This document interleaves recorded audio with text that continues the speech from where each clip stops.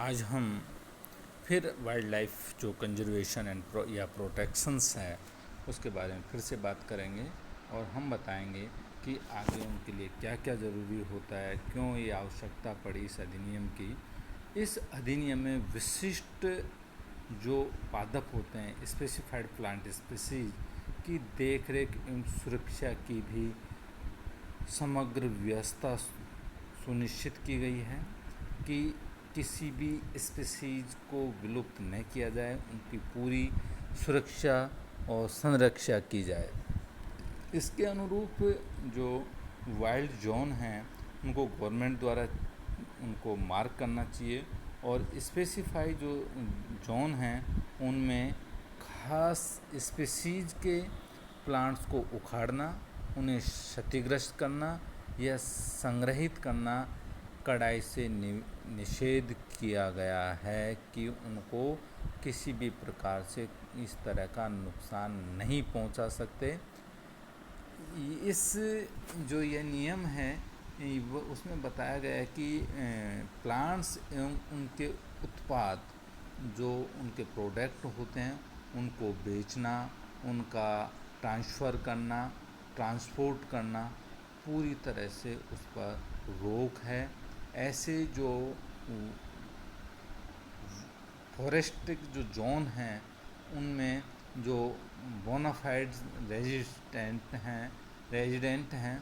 उनमें जो जनजातियों के स्वयं के प्रयोगार्थ पादप संपदा को काम में लेने हेतु छूट प्रदान की गई है कि उस क्षेत्र में वो जो जनजाति रहती है केवल वही उनको यूज कर सकती है, प्रयोग ले सकती है, खुद के लिए बिजनेस के लिए नहीं ले सकती है। तो इस प्रकार से हम देखते हैं कि इसके अलावा जो इनमें हैं वो नियम भी लागू किए गए हैं बहुत सारे। उसमें है कि बिना सरकारी इजाज़त के कोई भी विशेष प्लांट की जो खेती आदमी बिना परमिशन के नहीं करेगा, नहीं कर सकता। इजाज़त लेने के उपरांत भी जो खेती का मालिक है यह साफ साफ बताएगा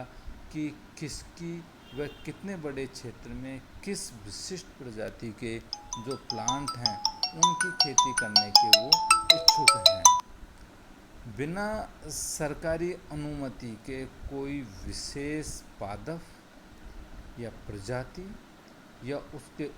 जो प्रोडक्ट हैं उनका व्यापार या लेन देन नहीं करेगा। वाइल्ड लाइफ प्रोटेक्शंस जो है उसमें जो अमेंडमेंट हुआ वो 1991 के तहत ऐसे सभी लोग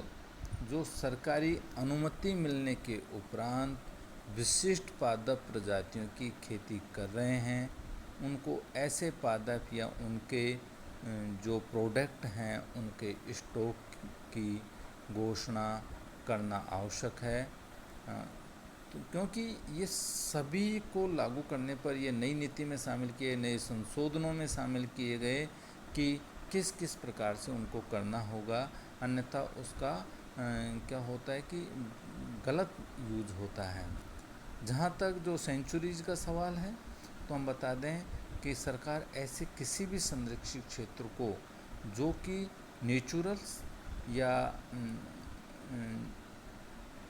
प्राणी वैज्ञानिक होते हैं, जूलॉजिस्ट होते हैं, वनस्पति के स्पेशलिस्ट होते हैं, बोटनिस्ट और इकोलॉजिकल एंड जो भू-आकार के महत्व के हैं उनमें इन अभ्यारण्यों को घोषित कर सकती है। सरकार कार्यकर तैनात वहाँ पर कर्मचारियों या प्रमुख वन्यजीव वार्डन द्वारा रहने हेतु अधिकृत किए गए व्यक्ति, ऐसे क्षेत्र की ज़मीन में हक रखने वाले बाशिंदों तथा राष्ट्रीय मार्गों तक पहुंचने के लिए अभ्यारण्यों से गुजर रहे लोगों व इनके लिए धारा 28 के अंतर्गत दी गई छूट के अलावा कोई जन सेंचुरीज में न तो प्रवेश करेगा न ही वहाँ वास करेगा, वहाँ रह भी नहीं सकता है। केवल ये इस तरह की जो प्रावधान हैं कि वहाँ या तो उनके स्टडी जो भी वाइल्ड एनिमल्स हैं उनकी स्टडी में इंटरेस्ट लेने वाले जो जूलॉजिस्ट होते हैं, बोटनिस्ट होते हैं तो वो लोग ही इसमें, या वहाँ पर जो वर्कर्स हैं, कार्य करने वाले से हैं, वहाँ के वार्डन्स हैं, वही उनको केवल वहाँ आ जा सकते हैं, अन्यथा और आदमी नहीं आ जा सकता। सरकारी जो परमिशन होती है गवर्नमेंट की, उसके उपरांत सेंचुरी में रहने वाले प्रत्येक व्यक्ति का ड्यूटी होगा कि वह सेंचुरी के नियम एवं कायदे कानून की तो पालना करना अक्षरशः सुनिश्चित करेगा। साथ ही साथ यहाँ पर हुई जो वाइल्ड एनिमल्स की डेथ है उसके बारे में उचित सरकारी जो गवर्नमेंट एम्प्लॉय है उसको सूचित करेगा, और फॉरेस्ट फायर यदि कोई उत्पन्न हो जाए तो उसकी सूचना करने और बुझाने में मदद करें। सेंचुरी में रहने वाले प्रत्येक जन किसी वाइल्ड एनिमल या वाइल्ड जो रिसोर्सेज है उससे छेड़छाड़ नहीं करेगा, और नहीं ऐसी कोई फायर जलाएगा जिससे कि सेंचुरीज को नुकसान हो, क्षति पहुँचे।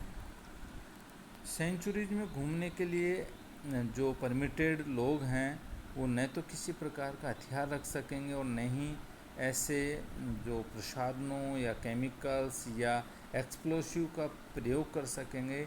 जिससे कि सेंचुरी के जीवन को क्षति पहुंचाए या किसी प्रतिकूल रूप से प्रभावित करे। इस एक्ट के तहत लोगों को बिना लिखित आज्ञा के गाय, भेड़, बकरियां आदि का चराई जैसी कोई भी गतिविधि नहीं करेगा, उन पर पूर्णतः प्रतिबंध रहेगा। इस बात का भी प्रावधान है इस नियम में, इस एक्ट में, कि अभयारण्य की सीमा के 5 किलोमीटर के क्षेत्र में वास करने वाले प्रत्येक जो मवेशी है उसका टीकाकरण कर दिया जाए ताकि अनेक उनकी जो इन्फेक्शन की जो डिजीज़ होती हैं उनकी रोकथाम सुनिश्चित की जा सके। वाइल्ड लाइफ जो एक्ट है उसमें जो धारा है 36A के अनुरूप सेंचुरी और नेशनल पार्क में लगे जो वन्य प्रदेश हैं, जो घास के मैदान हैं, जो जल के स्रोत हैं, वो प्रकृति को बनाए रखने और उनकी सुरक्षा हेतु संरक्षण रिजर्व का दर्जा दिया गया है, यानी उनको पूरी तरह से संरक्षण दिया गया है। इसी प्रकार से राज्य सरकारें ऐसे क्षेत्र को जो चाहें सेंचुरी के भीतरी भाग से संबंधित न हों को नेशनल पार्क घोषित कर सकती है यदि यहाँ के वाइल्ड लाइफ की जो इम्पोर्टेंस को देखते हुए इनकी सुरक्षा एवं संरक्षण आवश्यक समझे गए हैं। अभयारण्य की भांति जो सेंचुरीज हैं उनमें नियम हैं, वो वहाँ की वाइल्ड जो अपनी उनकी धन जो संपदा है उसको पर्यावरण की रक्षा की जाती है। वाइल्ड लाइफ प्रोटेक्शन एक्ट के तहत जो जूज हैं जहाँ पर एनिमल्स को रखा जाता है के निर्माण, वहाँ पर प्राणियों के रखरखाव के पुख्ता इंतज़ाम सुनिश्चित किए गए हैं। यहाँ इनकी देखभाल ही नहीं, इनका जो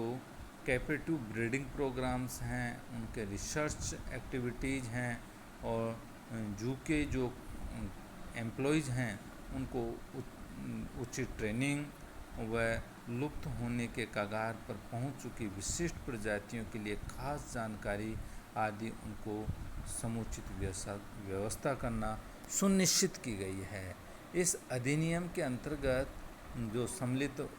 अन्य प्राणी हैं उनके नियम इस प्रकार से हैं कि समस्त वाइल्ड लाइफ इत्यादि सरकारी संपत्ति हैं जिसकी सुरक्षा करना सभी का कर्तव्य है। सरकारी अनुमति के बिना निर्दिष्ट जीवों या उनके उत्पादों का लेन देन व व्यापार पूर्णतः वर्जित है, यानी आप उनको खरीद भी नहीं सकते, बेचना तो बहुत बड़ी बात है। और उपखंड सेकंड के खंड 44 में विशेष जंतुओं की खरीद फरोख्त, पकड़ना, उन्हें अपने पास रखना अपराध है। सरकार इन कृत्यों के उजागर होने एवं उनके एविडेंस होने पर ऐसे लोगों को आर्थिक रूप से या 3 या अधिक वर्ष की कैद के द्वारा दंडित कर सकती है। एनिमल्स पर जो दुराचार करता है आदमी, उनको साथ उनके पीड़ा पहुंचाता है, हत्या करता है, उन पर